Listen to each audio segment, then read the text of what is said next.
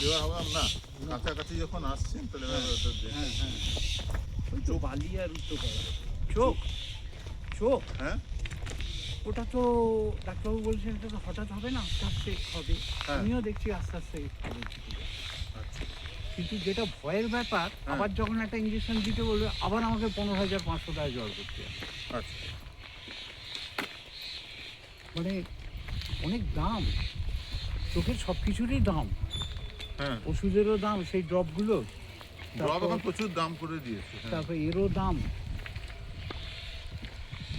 এই পুরো জায়গা, এই যত জায়গা আছে সব রেসিডেন্সিয়াল কমপ্লেক্স হয়ে যাবে। হ্যাঁ, রাস্তা হয়ে জায়গাটা নিয়ে একটু বলুন তো, হ্যাঁ জায়গাটা নিয়ে একটু বলুন তো। জায়গা, হ্যাঁ আমি এটা ভিডিও তো করছি। হুগলি জেলার দস্যুকতা অংশ। হুম। মানে উত্তরপাড়া স্টেশনে নেবে, টোটোয় রঘুনাথপুর বাজারে আসতে হবে, এসে তার উল্টো দিকে খানিকটা হাঁটলেই এই বসিকোদা কানাইপুরের মাঠ। এটা পাখি দেখার একটা ভীষণ ভালো জায়গা, কিন্তু যেটা মুশকিল হচ্ছে ক্রমশ এখানে ঘর বাড়ি কারখানা এসব হয়ে যাচ্ছে, আর পুরো জায়গাটা নষ্ট হয়ে যাবে। কেননা আমরা দেখলাম যে একজন খুব বড় প্রমোটার পুরো জায়গাটা, বেশিরভাগ অংশটা কিনে নিয়েছে। সে এখানে অলরেডি রেসিডেন্সিয়াল কমপ্লেক্স করতে শুরু করে দিয়েছে। ফলে আমরা এখানে আর আসতে পারবো না। আমাদের অনেক জায়গায় নষ্ট হয়ে গেছে, জয়পুর বিল, ঘুঘুপাড়া ভেড়ি, চামড়াই রোড সব নষ্ট হয়ে গেছে। এটাও আস্তে আস্তে নষ্ট হয়ে যাবে, বারুইপুর নষ্ট হয়ে যাচ্ছে, রাজারহাট নষ্ট হয়ে গেছে, এইরকম আর কি। আর কি কি পাখি আছে এখানে? হ্যাঁ, কি কি পাখি আছে এখানে? যেটা সবচেয়ে উল্লেখযোগ্য ব্যাপার, এখানে 3-4 ধরনের বান্টিং আছে। Black headed bunting, red headed bunting. Red headed bunting বড় একটা কোথাও আসে না। ইয়েলো ভেস্টেড বান্টিং যেটা ক্রিটিক্যালি এন্ডেঞ্জার্ড, হ্যাঁ। তারপর ব্ল্যাক হেডেড বান্টিং তো বললাম, ক্রেস্টেড বান্টিংও এখানে পাওয়া গেছে, এইসব আসে। কিন্তু এবছর যেহেতু অনেক জল হয়ে গেছে, মাটিতে একটু বেশি এখনও জল আছে, আমি জানি না যে কী পাবো না পাবো, তো সেই কারণে বান্টিং খুব জল থাকলে আসতে চায় না। মানে ওরা একটু মাটিতে ঘুরে ঘুরে খায়, তো যেমন রুবি থ্রোট, যেমন ব্লু থ্রোট, সেরকম। তবে কিছু কিছু এসছে, খবর পাওয়া গেছে, ছবিও পেয়েছি। আচ্ছা, আর বাটারফ্লাই নিয়ে? ও বাটারফ্লাই এখানে আমরা প্রচুর পেতাম। বাটারফ্লাই তো দুটো সিজন, একটা শীতের পর একটা বর্ষার পর। কিন্তু এখন যেহেতু রাস্তার দুদিকটা পরিষ্কার হয়ে গেছে, বাটারফ্লাইয়ের জন্য তো ঝোপঝাড় দরকার। ঝোপঝাড়, সেগুলো তাদের নেকটার প্ল্যান্ট সেখানে রয়েছে, সেখানে তাদের হোস্ট প্ল্যান্ট রয়েছে, মানে যাতে ডিম পাড়বে বা যে গাছের ফুলে তারা মধু খাবে, এই সব রয়েছে, থাকার কথা, কিন্তু সেসব ছিল। কিন্তু এখন যেহেতু রাস্তার দুদিকটা পরিষ্কার করে ফেললো, এটা তো মাটির রাস্তা ছিল, যেহেতু এখান দিয়ে গাড়ি ফাড়ি অনেক যায়, দুদিকটা একদম পরিষ্কার করা, অনেকটাই পরিষ্কার। নাহলে এখানে আমরা প্রজাপতি প্রচুর পেয়েছি, প্রচুর। আচ্ছা, আর কি আছে প্রজাপতি ছাড়া? আর এখানে আমরা সেটা প্রায় 10 বছর আগে, আমরা যেখানে এখন দাঁড়িয়ে কথা বলছি তার ডান দিকে একটা পুকুর আছে, ওখানে আমরা মেছো বিড়াল পেয়েছি, তারপর বন বিড়াল পেয়েছি, এইগুলো সব পেয়েছি। আর শিয়াল টিয়াল এখনও এক আধটা দেখতে পাওয়া যায়, আর বেঁজি, ভাম, এই সব। কিন্তু আর অন্য কিছু ম্যামল আমরা এখানে দেখতে পাই না। এই আচ্ছা, চলুন তাহলে আজকে যাই, কি কি দেখবো? হ্যাঁ, দেখা যাক। হ্যাঁ, কিন্তু আলো না ফুটলে দেখা মুশকিল একদম।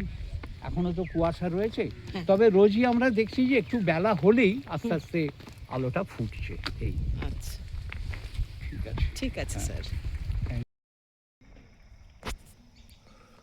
কবে থেকে আসছেন? এই বসিবটা? হ্যাঁ, কবে থেকে ও, আসছেন? আমি মানে আবিষ্কার বলতে যা বোঝায় আর কি, বসিবটাটা আমারই আবিষ্কার। আমি আমার বাড়ি এই কাছেই, সাইকেলে 1 ঘন্টা 10 মিনিটের মধ্যে যাওয়া যায়। ভেতরে ভেতরে রাস্তা আছে, একটু জোরে চালালে 50 মিনিটেও চলে আসা যায়।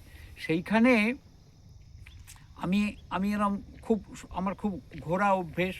সেই ঘুরতে ঘুরতে আমি একদিন এই কাছাকাছি চলে এসেছিলাম, ভেতর দিয়ে কত বছর আগে? সেটা 63-64 সাল, আমার তো 15-16 বছর বয়স। আচ্ছা। তো আমি দেখলাম যে কতগুলো বাবুই পাখি, তারা সরু সরু ওই ঘাস ছিঁড়ে নিয়ে যাচ্ছে, মানে বাসা করার জন্যে। আমি ভাবলাম যে এখানে নিশ্চয়ই কোথাও বাবুই পাখি বাসা করছে। বনে আমি তাদের ফলো করে চলে, তো বারবার যাবে আসবে, ফলো করে চলে এলাম। এইখানে ভট্টাচার্যদের একটা বাড়ি রয়েছে, তার পাশে একটা পুকুর রয়েছে, সেখানে দুটো বড় বড় তাল গাছ ছিল তখন। আচ্ছা। সেই তাল গাছে দেখি বাসা করছে। বাহ। তো এবার ওখানে নিতাইদা বলে একজন একটু আগেও ছিল, তার উঠোনেও একটা তাল গাছে বাসা করছে। নিতাইদা বললো, তুমি পাখি দেখছো না, ওই মাঠে চলে যাও, দেখবে অনেক পাখি আছে ওখানে।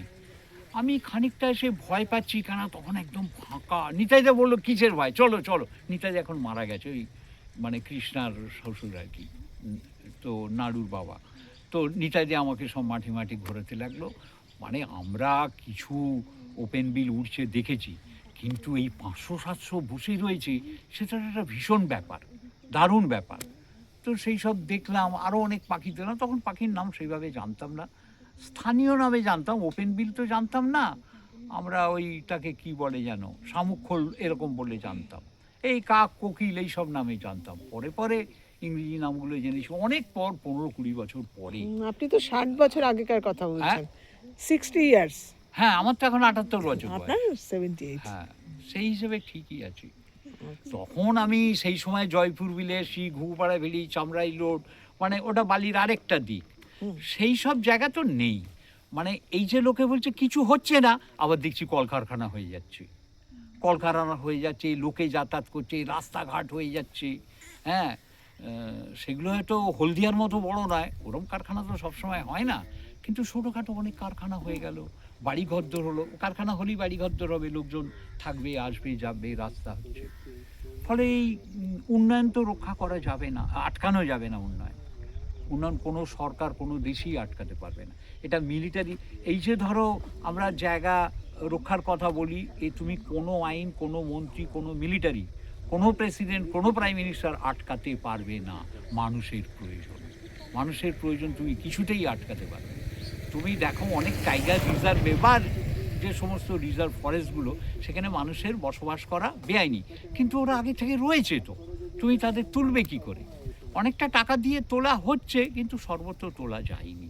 হ্যাঁ, কিছু কিছু জায়গায় তো তোলা গেছে। হ্যাঁ, তোলা গেছে, কিন্তু এতটা কম্পেনসেট করতে হচ্ছে, তাদের জায়গা দিতে হচ্ছে, সেটাও সব সময় পারা যাচ্ছে না। উদ্যমও একটা ব্যাপার আছে, অত উদ্যম নেওয়া যাচ্ছে না। এবার তাদের বলা হচ্ছে যে এখানে বাঘ রয়েছে, কিন্তু তারা তো ওইভাবেই থেকে অভ্যস্ত, বাঘে নিয়ে যাবে, এইরকম আর কি।